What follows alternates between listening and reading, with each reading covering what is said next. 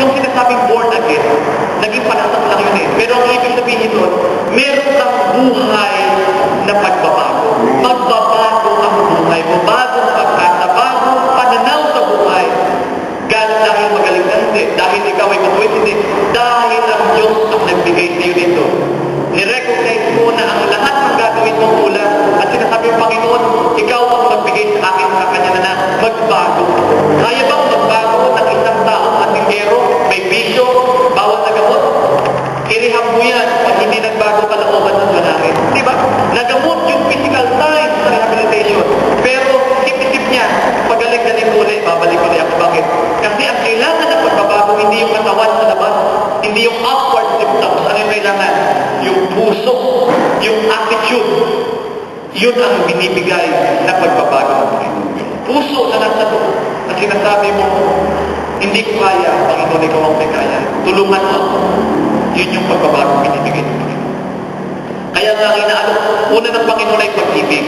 Kaya tanggapin po natin ang pag-ibig ng Panginoon. Patuloy natin panariwan kahit pastor o Kristiyano, matagal kahit si Bishop. Hindi natin, we cannot come to reject the love of God that has been given to you on a daily basis. Kaya nga, si Mang Bacani, pag yan nasa, si Mrs. Bacani, pag yan ay nasa Valenzuela, ang laging testimony niya ganito, salamat, buhay pa kami.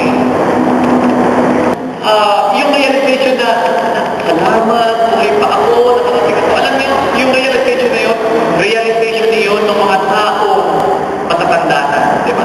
Yung bawat araw, alam nila na talaga sa totoo lang, si Mang Bacani operated na sa puso yun. Quadruple bypass na actually. Na-operahan na sa utak yun. Hindi lang puso problema nun. Meron din yung problema sa na-stroke na yun, na-operahan na yun, at putik na talaga mamatay. Alam niyo yung principle ng mga ganun tao. Ang bawat araw ko mahalaga, napaka-precious at napakahalaga para sayangin. Na dapat bawat araw gamitin ko ng matalino, kaya bawat araw gamitin ko, Panginoon, salamat, may isa na naman akong araw na ibinigay mo sa akin. Diba? Kaya nga, every day is a Thanksgiving day. Yun ba ay ginagawa lang ng mga matatanda na? Ginagawa lang kung mamamatay na, alam niya ang may taning sa buhay siya. Alam niyo nga, mas mabuti pa yung taong may taning na, alam niya. Kasi nababudget at alam niya na paano gagamitin, makamantalahin yung opportunity. Yung tao, halimbawa, hindi niya alam pala masagasaan siya next month, next week, o kaya mamamatay next month, next week.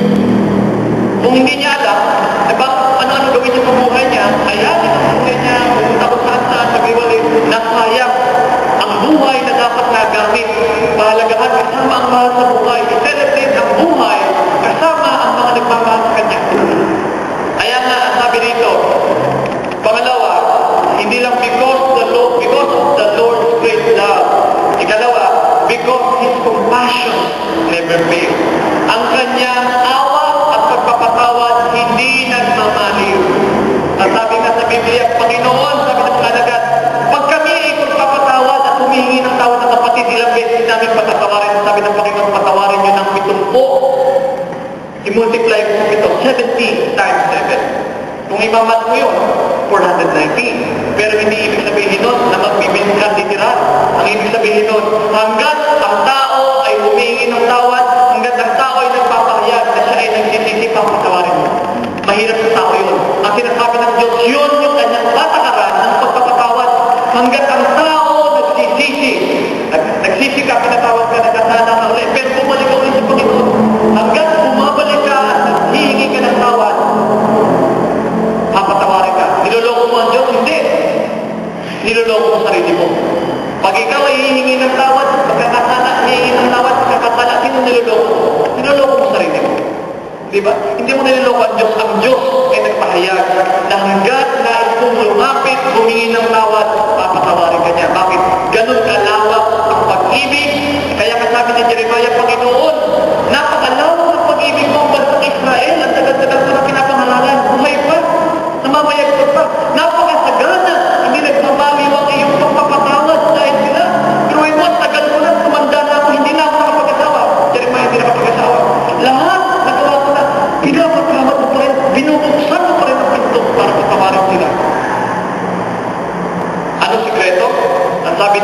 23. Because your love and your compassion, they are new every morning.